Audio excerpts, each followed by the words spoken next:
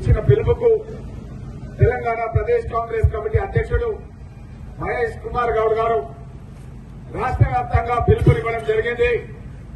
ప్రతి నియోజకవర్గంలో, ప్రతి పల్లెలో, ప్రతి మున్సిపాలిటీలో కూడా మనం బీసీలకు మద్దతు తెలపాలి. ఒక రోడ్ మ్యాప్ అంటూ తయారు చేసింది బీసీలకు 42% కాంగ్రెస్ పార్టీ మాత్రమే.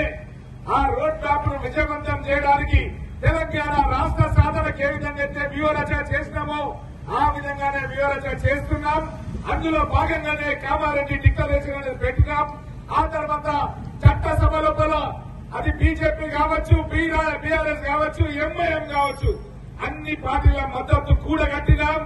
కేంద్రానికి పంపించినాం, గవర్నర్ కు పంపించినాం. కానీ వాళ్ళు చేయాల్సిన పని చేయకుండా మీనవేశాలు లెక్క పెడుతూ ఈ రోజు కాంగ్రెస్ పార్టీ గురించి మాట్లాడితే ప్రజలు నవ్వుకుంటున్నారు.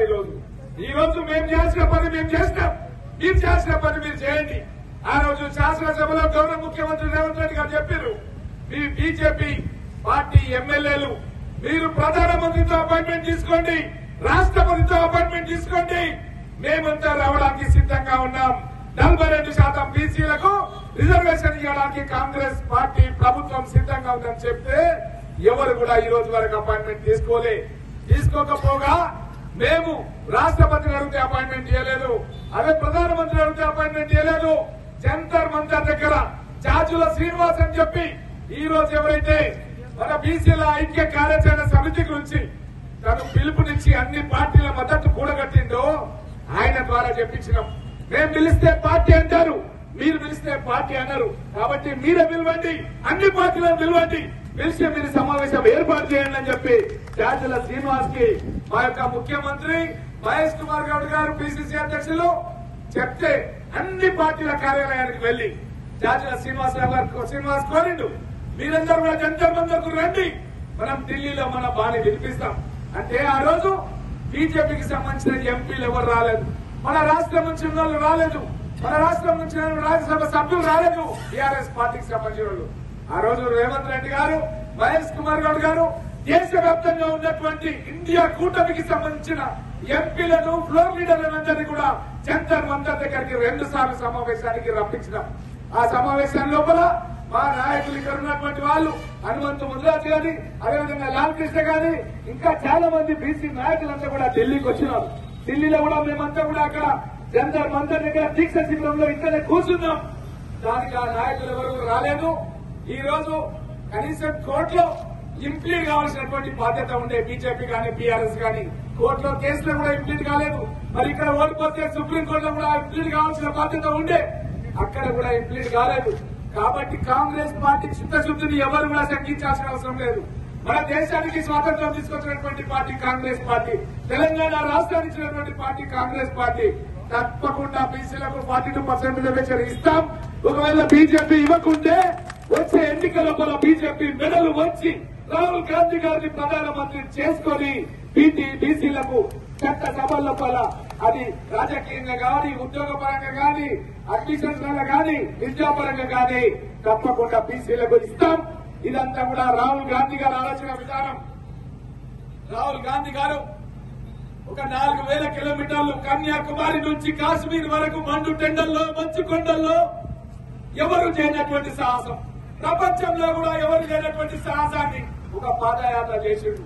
పాదయాత్ర అంటే మామూలు పాదయాత్ర కాదని తాండూరు నుంచి నేను కూడా రాహుల్ గాంధీ గారికి సంఘీభావంగా తాండూరు నుంచి కొడంగి నుంచి పరిగి నుంచి మనం వికారాబాద్ పాదయాత్ర చేస్తే మా తమ్ముళ్ళు చాలా మంది ఆ రోజు నాతో అన్నారు, అన్నా మా మీ పాదయాత్ర చేస్తే ఇంత కష్టమైతుంది. మరి రాహుల్ గాంధీ గారు 4000 కిలోమీటర్లు ఎక్కడ ఉన్నటువంటి కన్యాకుమారి నుంచి కాశ్మీర్ వరకు పాదయాత్ర చేయడం అంటే మామూలు విషయమా? అది మనమంతా కూడా ఆలోచన చేయాలి.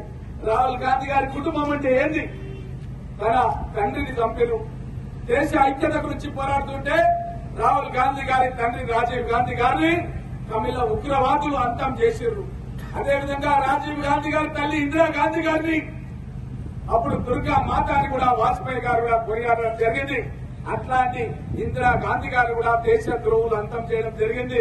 ఈ త్యాగాల కుటుంబం నుంచి ఒక ప్రధానమంత్రి పదవి కావాలంటే వచ్చేది ప్రధానమంత్రి పదవి కాదు, పేదలు సంతోషంగా ఉండడమే మనకు అవసరమని రాహుల్ గాంధీ గారు ఆలోచన చేసి మన్మోహన్ సింగ్ లాంటి ఒక ఆర్థికవేత్తని, ఒక reserve bank of India governor ని 10 సంవత్సరాల కాలం తాను ప్రధానమంత్రిగా చేసి మన దేశం ఇంత అభివృద్ధి చెందడానికి కారణమైండు రాహుల్ గాంధీ.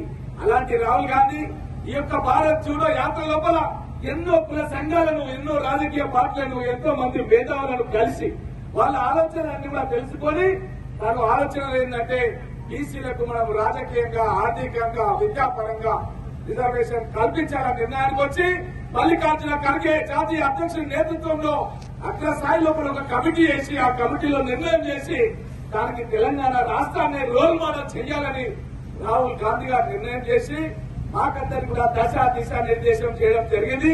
ఆ రోల్ మోడల్ భాగంలోనే ఏ విధంగా అయితే మన దేశానికి స్వాతంత్ర్యం రావాలంటే ఒక్క రోజులో స్వాతంత్ర్యం రాలేదు. ఉప్పు సత్యాగ్రహం చేసినాం, ఎన్నో సత్యాగ్రహాలు చేసినాం. ఇది కూడా ఒక సత్యాగ్రహంగా మేము భావిస్తున్నాం. తెలంగాణ రాష్ట్రం రావాలంటే కూడా 3 రోజులు ఇదే గడ్డ మీద నేను ఆనంద్ గౌడ్ గారు ఇక్కడ ఉన్నారు. పచ్చి మంచినీళ్లు తీసుకోలే, పచ్చి మంచినీళ్లు చుక్క నీళ్లు నాలుక మీద లేకుండా 3 రోజులు. ఇప్పుడు మన దగ్గర డిఎస్పీగా ఉన్నారు శ్రీనివాస్, అప్పుడు మన దగ్గర ఎస్ఐగా ఉన్నాడు. అప్పుడు ఆ శ్రీనివాస్ వచ్చి 3 రోజుల తర్వాత అరెస్ట్ చేసి నిమ్స్ హాస్పిటల్లో అడ్మిట్ చేస్తే అక్కడ ఉన్న డాక్టర్లు ఏమన్నారంటే ఇంకా ఒక్క రోజు కనుక ఆలస్యమైతే కిడ్నీలు ఖరాబ్ అయిపోతుందని చెప్పి ఆనంద్ గౌడ్ ఉన్నారు. ఇక్కడ ఒక బీసీ నాయకుడు, ఒక అడ్వకేట్ చెప్పింటారు కదా ఆనంద్ గౌడ్ గారు. ఒక్క చుక్క నీళ్లు తాగలేమో మనం, ఒక్క చుక్క నీళ్లు 3 రోజులు తాగలేదు మేము. అదే చిత్తూరులో నా తమ్ముడు రామకృష్ణారెడ్డి ఈ రోజు అంటున్నాడు నన్ను ఆదర్శంగా తీసుకొని బీసీ రిజర్వేషన్ అవసరమైతే అమరణ నిరాశ చేస్తా అని చెప్పి కూడా చెప్తున్నారు. మరి ఎక్కడ పోయిన ఆ రోజు నాయకులు ఎవరు చేసిరో తీసేది ఆ రోజు చుక్క నీళ్లు తీసుకోకుండా చేసి రావాలన్నా ఈ పరిగి గడ్డ మీద అన్న విషయాన్ని మనం ఆలోచన చేయాలి. కాబట్టి కాంగ్రెస్ పార్టీ చిత్తశుద్దితో ఉంది. తప్పకుండా మా యొక్క ప్లాన్ ఆఫ్ యాక్షన్ మాకుంది. ఏ విధంగా చేయాలి, ఎట్లా చేయాలి, ఈ యొక్క బీజేపీ ప్రభుత్వాన్ని ఏ విధంగా మెడలు వంచాలి, ఒప్పియాలి అన్న ఆలోచన విధానం మా ప్రణాళిక మాకుంది. పక్క రాష్ట్రం లోపల సిద్దిరామయ్య అనే బీజేపీ గతం లోపల బీజేపీ యడ్యూరప్ప ఉండే, సిద్దరామయ్య గారు బీసీ ఎప్పుడు చెప్తుంటారు మా యాదయ్య మా వంటే చేసి సార్ మీ కాంగ్రెస్ 2 సార్లు ముఖ్యమంత్రి అని ఎన్నోసార్లు అంటుంటారు. అట్లా 2 సార్లు చేసిన ముఖ్యమంత్రిని. కాబట్టి మీరు చూస్తున్నారు పక్కన వాళ్ళు ఎవరు చేసిన గతంలో, మనం ఎవరు చేసిన మనం మీరు చూస్తూ. కాబట్టి కాంగ్రెస్ పార్టీ రాహుల్ గాంధీ గారు బీసీలకు పెద్దపీట వేయడం లోపల ఆల్రెడీ నిర్ణయం చేసిండు. దాని అమలు వచ్చే కార్యక్రమంలో ఉన్నాం. ఏ విధంగా అయితే తెలంగాణ రాష్ట్ర సభలకు ఆ రోజు సుష్మా స్వరాజ్ సపోర్ట్ చేసిందో బీజేపీ నాయకులను కోరుతున్నారు. మీరు కూడా ఆ విధంగా ఒత్తిడి తీసుకెళ్ళండి ప్రధానమంత్రి మోడీ పైన. తీసుకొచ్చి ఏదైతే మనం బీసీల హక్కుల గురించి చట్టం పార్లమెంట్ లో తీసుకొచ్చే దానికి సపోర్ట్ చేయడానికి మనమంతా కలిసి కేంద్ర ప్రభుత్వం పైన ఒత్తిడి తీసుకురావాల్సిందిగా ఇక్కడ ఉన్నటువంటి నాయకులందరూ కూడా తెలియజేస్తూ ఆ విధంగా చేస్తేనే మనకి ప్రయత్నం. అది కావడానికి ఏదో చట్టం చేసారు కాలేదని కాదు, మేము స్టార్ట్ చేస్తాం, దాన్ని ముందుకు తీసుకెళ్దాం. ఆ విధంగా గతంలో కూడా మీకు తెలుసు మందకృష్ణ మాదిగ గారు, అతను ఎస్సీ వర్గీకరణ గురించి 20 ఏళ్ల పోరాటం చేసిండు. ఒక్క రోజులో కాలేదు. ఆ 20 ఏళ్ల పోరాటంలో సుప్రీంకోర్టు ద్వారా ఆర్డర్ వచ్చింది. అంతకుముందు ఎన్నో రాష్ట్రాల్లో ఎన్నో కోట్లలో కొట్టేసింది. దాన్ని ఫైనల్ గా ఆర్డర్ వచ్చింది. ఆర్డర్ వచ్చిన తర్వాత మన ముఖ్యమంత్రి రేవంత్ రెడ్డి గారే దేశం మొత్తం మీద తెలంగాణ రాష్ట్రంలోనే